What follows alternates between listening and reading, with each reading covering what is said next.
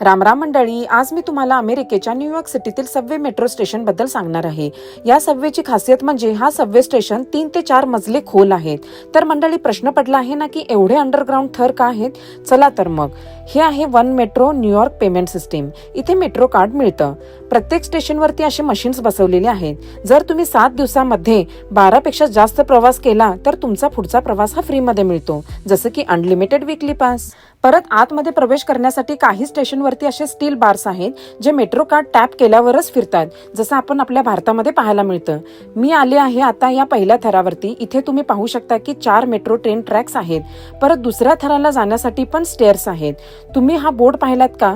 हे जे लेटर्स आहेत ते मेट्रो ट्रेन लाईन लेटर्स आहेत। या सबवे मध्ये मेट्रो ट्रेनच्या प्रत्येक लाईनला वेगवेगळी अक्षरं आणि नंबर दिलेले असतात, जसे की लाईन ए, लाईन बी। तर या दुसऱ्या अंडरग्राउंड थराला पण असे मेट्रो ट्रेन्स होते।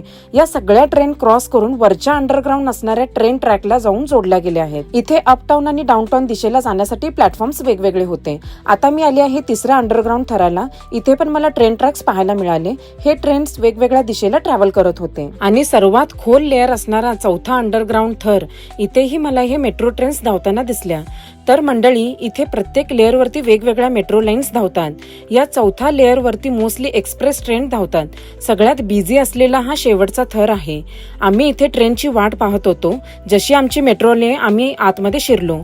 ट्रॅव्हल करत असताना माझ्या एक लक्षात आलं की या मेट्रो फक्त अंडरग्राउंडच नाही तर ब्रिज वरून सुद्धा जाताना दिसल्या। कारण नदी किंवा समुद्राजवळ जमिनीत खोलवरती खणून टनेल करणं शक्य नाही। पाण्यामुळे टनेल धोकादायक असू शकते। म्हणूनच न्यूयॉर्क मध्ये असलेल्या ब्रुकलिन ब्रिज किंवा मॅनहॅटन ब्रिज सारख्या पुलावरून ट्रेन धावताना दिसल्या। परत वरती जाण्यासाठी असे मोठे एस्केलेटर किंवा लिफ्ट पण होते। बाहेर आल्यावरती इतक्या मोठ्या बिल्डिंग्स पाहायला मिळाल्या।